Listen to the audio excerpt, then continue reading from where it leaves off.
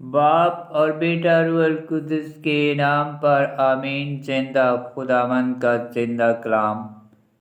عدد کی کتاب اس کا 5 باب۔ ناپاک شخص کا برتاؤ۔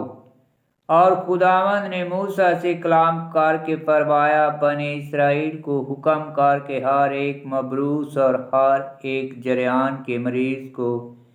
اور ہر ایک کو جو مردہ کے سبب ناپاک ہیں وہ خیمہ گاہ سے باہر نکال دیں، مرد ہو یا عورت باہر نکالی جائے۔ تم انہیں خیمہ گاہ سے باہر نکال دو تاکہ وہ اپنے ڈیروں کو جہاں میں ان کے درمیان رہتا ہوں ناپاک نہ کریں۔ تو بنی اسرائیل نے ایسا ہی کیا اور انہیں خیمہ گاہ سے باہر نکال دیا جیسا کہ خداوند نے موسیٰ کو حکم دیا۔ بنی اسرائیل نے ویسا ہی کیا اور خداوند نے موسیٰ سے کلام کر کے فرمایا، بنی اسرائیل سے کہہ کہ اگر کوئی مرد یا عورت کوئی گناہ کرے جو انسان کرتے ہیں اور خداوند کے حکم کی قربانی کریں تو وہ انسان تقصیر وار ہوگا، اور وہ اپنے گناہ کا جو اس نے کیا اقرار کرے اور اپنے گناہ کا پورا عوض دے اور اس پر 5واں حصہ زیادہ کرے، اور جس کا وہ قصور وار ہوا ہے اس کے حوالے کرے۔ اگر اس شخص کا کوئی والی نہ ہو جسے قصور کا معاوضہ دیا جائے تو تقصیر کا معاوضہ خداوند کو دیا جائے اور وہ کاہن کا ہوگا، علاوہ کفارہ کے اس مینڈے کے جس سے قصور کا کفارہ دیا جائے۔ اور بنی اسرائیل کی سب مقدس چیزوں سے جو اٹھانے کی قربانی کے طور پر وہ کاہن کے پاس لائیں وہ اسی کی ہوں گی، اور ہر ایک آدمی کی پاک کی گئی چیزیں اس کی ہوں گی۔ اور اگر کوئی انسان کاہن کو کوئی چیز دے تو وہ اس کی ہوگی۔ غیرت کی شریعت۔ اور خداوند نے موسیٰ سے کلام کر کے فرمایا، بنی اسرائیل سے خطاب کر اور ان سے کہہ کہ اگر کسی آدمی کی عورت گمراہ ہو جائے اور اپنے شوہر سے بے وفائی کرے اور کوئی مرد اس کے ساتھ ہم بستر ہوا ہو اور یہ بات اس کے خاوند سے پوشیدہ ہو اور اس کی ناپاکی چھپی رہے اور اس پر کوئی گواہ نہ ہو اور وہ پکڑی نہ گئی،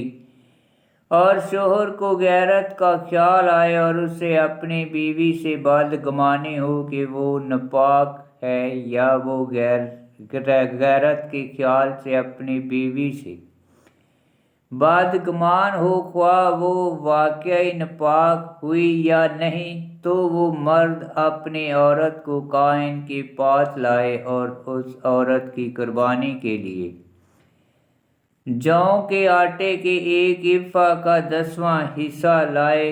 اس پر تیل نہ ڈالے نہ اس پر لبان رکھے، کیونکہ یہ غیرت کی نظر ہے، یعنی یہ یاد دہی کی نظر ہے جس سے گناہ یاد دلایا جاتا ہے۔ تب کاہن اس عورت کو آگے لائے اور خداوند کے سامنے اسے کھڑی کرے، اور کاہن ایک مٹی کے برتن میں مقدس پانی لے اور مسکن کے فرش کی گرد لے کر اس پانی میں ملائے، اور کاہن اس عورت کو خداوند کے سامنے کھڑی کرے اور اس کا سر ننگا کرے، اور یاد دہی کی نظر کی قربانی جو غیرت کی نظر کی قربانی ہے اس کے ہاتھوں پر رکھے، اور کاہن کے ہاتھ میں وہ کڑوا پانی ہو جو لعنت کا پانی ہوگا، اور کاہن عورت کو قسم دے کر کہے کہ اگر کوئی مرد تیرے ساتھ ہم بستر نہیں ہوا اور اگر تو اپنے خاوند کی ہوتی ہوئی کسی اور کے ساتھ ناپاک نہیں ہوئی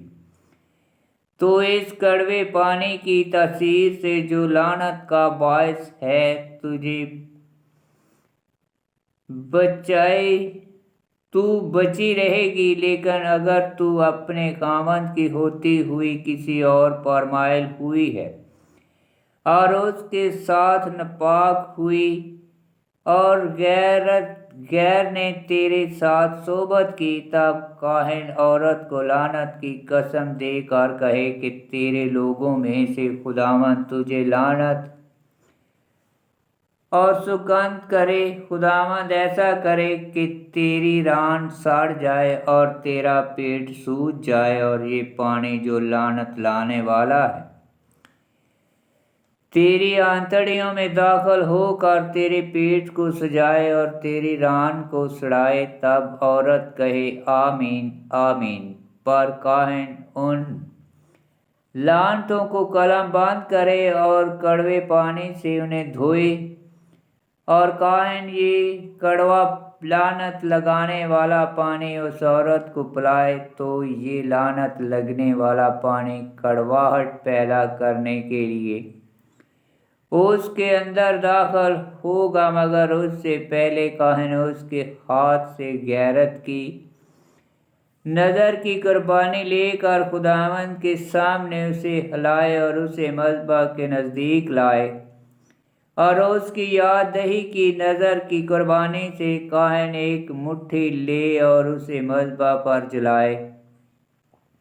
बाद उसके वो पानी उस औरत को पिलाए, और जब वो पानी पिला चुकेगा, तो अगर वो नापाक थी और उसने अपने खुदावंद से बेवफाई की थी, तो वो लानत का पानी उसके अंदर दाखिल होकर कड़वाहट पैदा करेगा,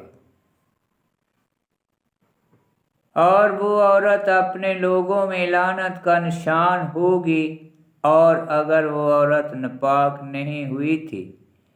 बल्कि पाक थी, तो वो तंदुरुस्त रहेगी और उससे औलाद होगी। ये गैरत की शरीयत है, जबकि कोई औरत अपने खामद की होती हुई गमराह हो और नापाक हो जाए, या जब मर्द को गैरत का जोश हो और वो अपनी बीवी से बदगुमानी करे और उसे खुदावंद के सामने खड़ा करे, और उस सब शरीयत के मुताबिक काहिन उसके साथ अमल करे, तो मर्द अपने गुनाह से पाक होगा और गुनाह उस औरत के सर पर होगा। आमीन। खुदावंद का पाक कलाम का पढ़ा और सुना जाना बाइस बरकत हो। खुदावंद तेरा शुक्र हो। आमीन।